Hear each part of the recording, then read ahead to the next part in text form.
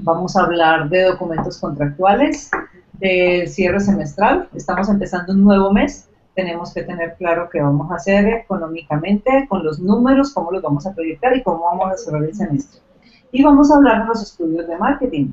Muchas personas han preguntado cuándo hacer un estudio de marketing. ¿Tenemos que hacer un estudio de mercadeo? ¿Para qué hacer un estudio de mercadeo? Vamos a aclarar hoy uno de esos puntos. Y vamos a saludar a nuestros invitados y compañeros de todas las semanas, el señor Pedro Quiroga y don Manuel Sanabria. Empecemos con don Manuel Sanabria. Muy buenas tardes. Ya. Tengan todos ustedes, muchísimas gracias por acompañarnos una tarde más. Una tarde de triunfos nacionales indirectamente, de muchas emociones encontradas. Bienvenidos a este programa nuevamente y pues esperemos que los temas que hoy vamos a tratar sean de su completo agrado y sobre todo de muchísima utilidad, ya que estamos a mitad de semestre y ya tenemos que empezar a proyectar esos objetivos para cierre de año. Entonces, durante los meses de enero y febrero estuvimos hablando de la importancia de realizar un flujo de caja proyectado al año y poder hacer una evaluación de esos resultados que podríamos tener de acuerdo a los objetivos que nos hayamos enmarcado en la junta directiva y a través de los procesos gerenciales que se tienen generalmente a los inicios de cada periodo fiscal. Ya estamos en el mes de julio, tenemos que haber hecho un cierre semestral donde tengamos esos estados financieros comparativos, ojalá mensuales, para identificar, por lo menos en el estado de resultados, cuáles han sido esas variables que han venido desajustándose a nivel de gastos o cuáles han sido esas variables que han estado comprometidas y ajustadas a lo que se planeó inicialmente. Es muy importante que en estos momentos podamos hacer esa evaluación, porque de ese modo podemos analizar a través de la administración qué procedimientos que se hayan desarrollado no fueron lo suficientemente positivos como para poder haber logrado cumplir estas metas o para poder tener unos avances significativos en los propósitos que se establecieron desde el principio del año. Básicamente nos deberíamos estar concentrando en tres estados financieros: el balance general, el estado de resultados y el flujo de caja. De esta manera podríamos estar comparando contra los presupuestos iniciales estructurados y hacer una evaluación de los indicadores económicos. Esto es absolutamente importante, ya que los indicadores económicos que estemos sacando a la fecha vamos a poder analizarlos y vamos a poder entender ese comportamiento de la empresa de una manera mucho más palpable. Importantísimo para las empresas que tengan inventarios en este momento en su bodega poder analizar a través del indicador de rotación de inventarios cómo han estado sus ventas. Este es un indicador que yo siempre en los talleres y en los cursos que nosotros hemos venido dictando en las diferentes cámaras de comercio, hemos dicho que este indicador es sumamente importante porque no solamente mide la rapidez en que tu bodega tiene en cuestión de sacar ciertas referencias de productos, sino que también te mide evidentemente las ventas que se están teniendo y ese incremento de ventas que todos queremos tener pues en este tiempo ya de culminar casi medio año. Entonces, de una u otra manera, este indicador es altamente positivo junto con los indicadores de liquidez. Es importante ver cómo está fluyendo el efectivo, cómo está en este momento la empresa a nivel de recursos para poder hacer algún tipo de reinversión o para poder hacer algún tipo de estrategia de mercadeo o comercial que permita al finalizar cumplir con los objetivos que se tenían previstos y asimismo desde la parte gerencial poder cumplir con lo que se tenía previsto y con lo que se había estipulado a través de la Junta Directiva o la Asamblea General de Accionistas. Importantísimo empezar a analizar esos gastos diversos, porque recuerden que a principio de año hablábamos que esto puede convertirse en un equivalente a gastos no deducibles si no están bien soportados, y además podemos contemplar qué peso están teniendo los gastos en el flujo de caja y en el margen neto. Importantísimo evaluar sus márgenes, su margen bruto, su margen neto, ir haciendo una medición muy aproximada a lo que podría ser un cierre, y de esta manera, a finalizar el periodo fiscal 2014, no vamos a tener ningún inconveniente. Este es un mes para hacer ajustes contables, este es un mes para poder desarrollar esas estrategias financieras que nos permitan cerrar efectivamente y eficientemente el año. Entonces, básicamente, ese es el consejo del día de hoy. Estamos ya en julio, tendríamos que tener a esta fecha ya los estados financieros finales del primer semestre. Como dije al principio, ojalá pudieran ser comparativos mes a mes, con el fin de poder detectar cuáles han sido esas falencias y también poder detectar cuáles han sido esos cambios sustanciales y positivos que se ha tenido en el desarrollo de los negocios y en la administración. Entonces, ese es mi consejo para el día de hoy. Tengan en cuenta que estos meses que quedan se pasan muy rápido, prácticamente que diciembre es un mes de muchas ventas, sí, pero que en la parte financiera tiene cierta carga laboral, cierto tipo de trabajo por el cierre fiscal, y que no nos va a permitir analizar, como lo estamos haciendo en estos periodos, de forma más tranquilos, todo lo que tiene que ver con el componente financiero de la empresa. Ok, muchas gracias, Manuel. Como decíamos en nuestros programas anteriores, medir y proyectar es lo que siempre tenemos que estar haciendo, y en el área financiera no es la excepción. Tenemos que medir qué es lo que hicimos y proyectar los gastos que vayamos a tener desde ahorita. Con eso, pues cada mes va a ser mucho más tranquilo. El tema de estudio de mercadeo. ¿Cuándo creen que debemos hacer estudio de mercadeo? ¿En qué momento? Hay varios puntos y varias épocas dentro de la empresa en que podemos y debemos hacer estudio de mercadeo. Uno, cuando lancemos un producto nuevo. Cuando tengamos un nuevo producto que queramos lanzar al mercado, lo ideal es que sepamos cómo es ese mercado, cuáles son los hábitos de compra, cada cuánto compran, cómo está compuesto, qué les gusta, qué no les gusta, para que vayamos un poco más seguros hacia el lanzamiento.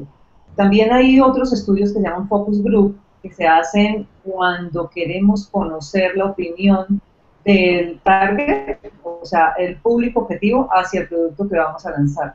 Lo hacemos normalmente cuando el producto es algo nuevo, cuando es una nueva categoría, cuando es un nuevo sabor, si estamos hablando de productos de consumo. Aquí lo que hacemos es que reunimos a un grupo del público objetivo. Un ejemplo, digamos que vamos a lanzar un vino especial y que los usuarios son hombres y mujeres ejecutivos, porque pues es de cierto nivel, entre 25 y 50 años. Reunimos algunas personas de este grupo objetivo, le damos a probar el producto y se hacen unas salas especiales donde yo sí te veo, pero tú no me ves. Donde nosotros los que estamos haciendo el estudio nos damos cuenta de las reacciones de las personas cuando prueban el producto, cuando se les hacen algunas preguntas y cuando se dejan solos.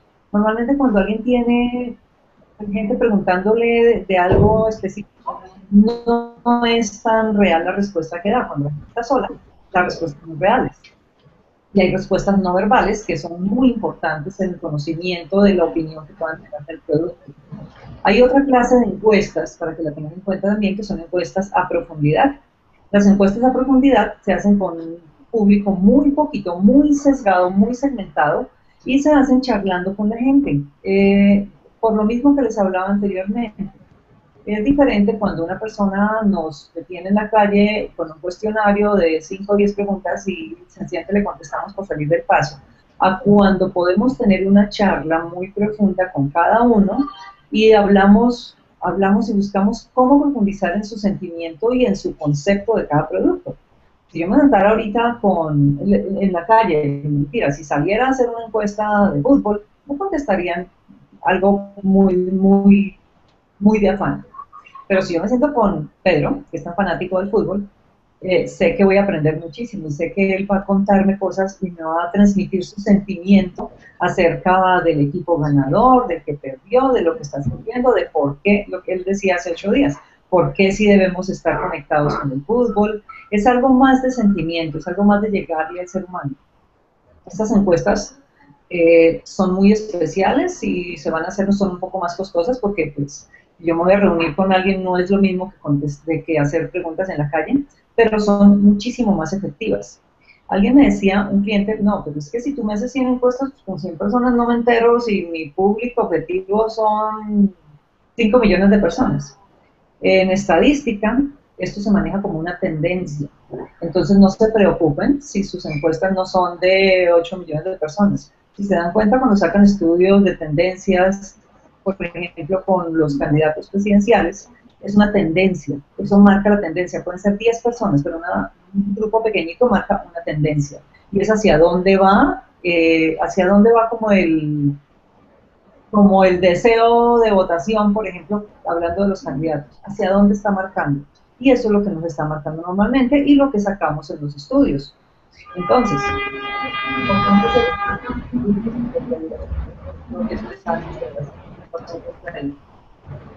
cuando vayamos a lanzar un producto de mercado, cuando queramos conocer más de nuestro mercado, cuando queramos hacerle alguna innovación al mercado, cuando vayamos a comprar alguna compañía, siempre que queramos conocer un poco más y tener la seguridad de que no vamos a fallar en nuestras líneas, hagamos estudios de mercado. Muy, muy aconsejable. Así sean muy pequeños, así no sean tan sofisticados, así no sean tan grandes, pero es muy bueno hacer estudios de mercadeo. Es la mejor forma de conocer a nuestros usuarios, a nuestro target y llegarle puntualmente con ofertas muy ganadoras. Voy a hacer un estudio de mercado de profundidad de la parte de contratos. ¿Qué nos dirá el doctor Pedro Quiroga de contratos? Muy buenas tardes, Quiroga, bienvenido. Hola. Hola Dora, hola Manuel, hola a todas las personas que están martes en nuestro programa.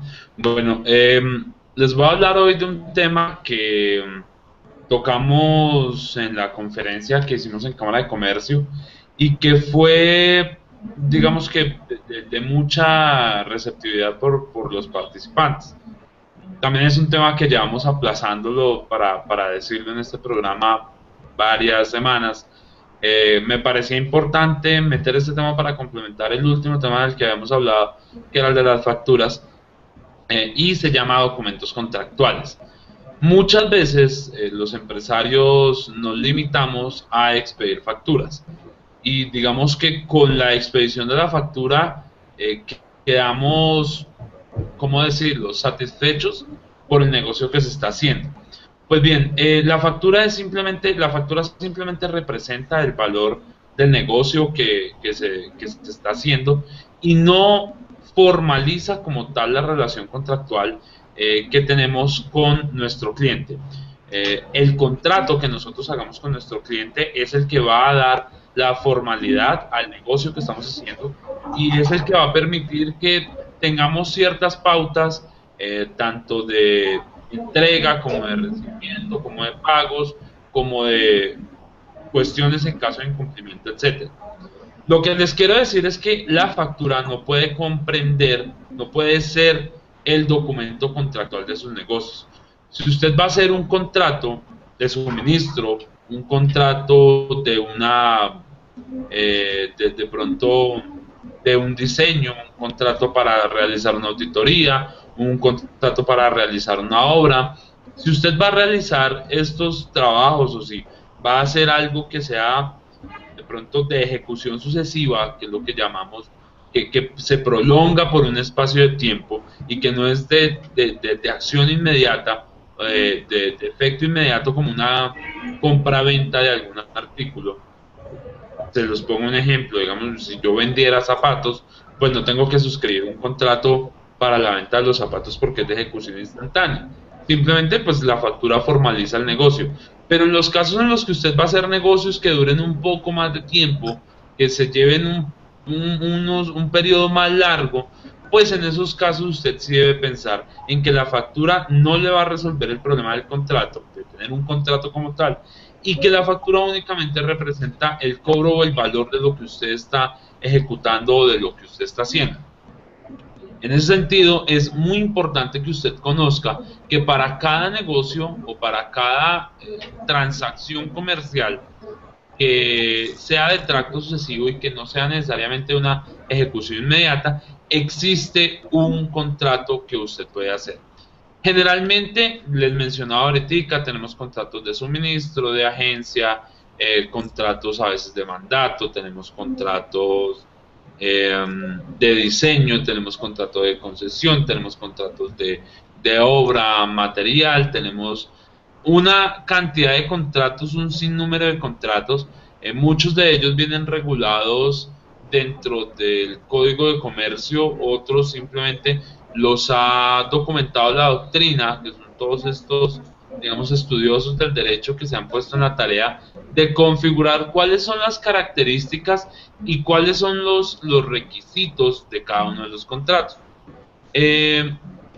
Siendo así, pues lo más importante y lo que usted debe tener en cuenta es que cada vez que usted haga un negocio, usted va a tener que suscribir un contrato, cuando el negocio no sea de una entrega directa e inmediata. Si usted va a hacer un trabajo para algún cliente que va a durar, digamos, unos días, es mejor que usted se asegure con ese contrato. Y el contrato deberá contener, por regla general, lo que contiene la mayoría de los documentos contractuales: nombres de las partes, cuál es el objeto del contrato, a qué se obliga cada una de las partes y qué vamos a hacer en caso de que no se cumpla el contrato. Muchas veces con la factura simplemente nos limitamos a que el incumplimiento se da con el cobro de la factura.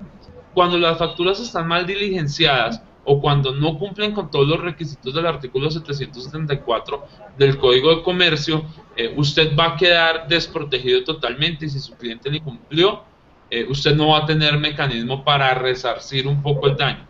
Lo hablo desde el punto de vista jurídico. Entonces lo mejor es que tras cada factura haya un documento contractual en donde se pacten las condiciones a las que usted va a acceder a ese negocio y qué va a pasar en caso de que alguna de las dos partes no cumpla con sus obligaciones. En este caso les voy a poner un ejemplo. Si usted de pronto tiene un contrato para trabajar unos muebles, vamos a poner un ejemplo básico, y su cliente de pronto pues no le paga, usted diligenció la factura y se le olvidó tal vez poner la fecha de recibo de la factura. Sin la fecha de recibo de la factura, pues es una factura que no va a poder ser elemento para poder hacer una acción cambiaria, una acción ejecutiva para poder cobrar esa factura. Y entonces, ¿qué pasó? Usted entregó los muebles, perdió la plata, no le pagaron. ¿Cómo hace usted en esa eventualidad para que usted pueda recuperar lo que ha hecho? La idea es que usted, si es un contrato que demandaba hacer unos muebles y entregarlos en 3 o 4 etapas o entregarlo en unas fechas determinadas, usted haga un contrato en donde se ponen de acuerdo las partes, en donde dice cuál es el domicilio de cada una de las partes, a qué sanciones se exponen si incumplen el contrato, cláusulas penales, si vamos a la justicia ordinaria o si hacemos uso de los mecanismos alternativos de solución de conflictos, si de pronto hay alguna penalidad extra por el evento de no cumplir con el contrato.